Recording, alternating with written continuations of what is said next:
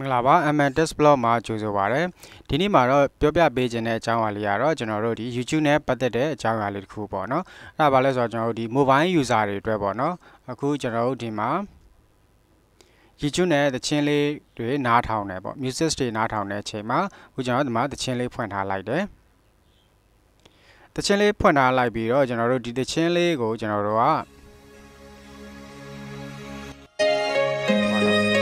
တခြား application သုံးရလို့ဆိုပြီးတော့ဒါကိုဖုန်းနဲ့ထွက်လိုက်တဲ့အချိန်မှာသချင်းကရပ်သွားတယ်ပေါ့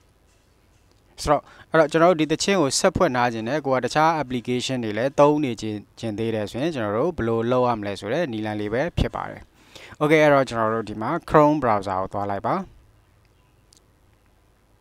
Chrome browser ကိုသွားပြီးသွားရင်ကျွန်တော်တို့ဒီ Chrome ကို desktop version ပြောင်းရမှာဖြစ်တယ် desktop view ပြောင်းပေးရမှာပါအဲ့အတွက်ရင်တော့ကျွန်တော်တို့ဒီဒေါင်းကအဆက်လေး30ကိုနှိပ်မယ်ပြီးရင်ဒီမှာ desktop site ဆိုတာရှိရယ် desktop site ပေါ်မှာအမှန်ချက်လေးထည့်ပေးလိုက်မယ် Okay ပြီးသွားရင်ကျွန်တော်တို့ဒီမှာ search မှာဒီ youtube.com ကိုသွားလိုက်ပါမယ် youtube.com ဆိုပြီးတော့ရိုက်လိုက်ပါ Okay ဒါဆိုရင်ကျွန်တော်တို့ YouTube ထဲကိုရောက်သွားပြီ YouTube ထဲကိုရောက်သွားပြီးတဲ့အချိန်မှာဒီထက်မှာကိုနားထောင်ခြင်းတဲ့သချင်းလေးတွေ search လုပ်မယ်ဥပမာပေါ့နော်ကျွန်တော်ဒီသချင်းလေးတစ်ပုဒ်ကိုဖွင့်လိုက်ပါမယ် Okay ဒါဆိုရင်ကျွန်တော်တို့ဒီမှာရှင်လေး play နေပြီပေါ့နော်ရှင်လေးပွင့်နေပြီ Okay ဒါကိုကျွန်တော် home နဲ့ထွက်လိုက်ပါမယ် Okay အခုထွက်တဲ့ကျဲမှာတော့သူကသချင်းလေးကရပ်သွားတယ်ဒါပေမဲ့ကျွန်တော်တို့ဒီအပေါ်က noti လေးကိုဘားလေးကိုဆွဲချလိုက်ပါဆွဲချပြီးသွားရင်အဲ့မှာကျွန်တော်တို့ Chrome playing on this phone ဆိုပြီးတော့တွေ့ရလိမ့်မယ်သချင်းနာမည်လေးနဲ့ပေါ့နော်ပြီးရင်ကျွန်တော်အဲ့မှာ play ခလုတ်လေးတွေ့ပါလိမ့်မယ်အဲ့ play လေးကိုတစ်ချက်နှိပ်ပြီးဖွင့်လိုက်ပါ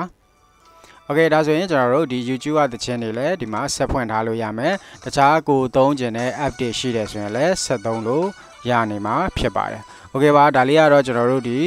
mobile user တွေအတွက် YouTube သုံးရင်းနဲ့ဒီသချင်းတွေဖွင့်ထားရင်းနဲ့တခြား application တွေသုံးခြင်းတဲ့အခါမှာ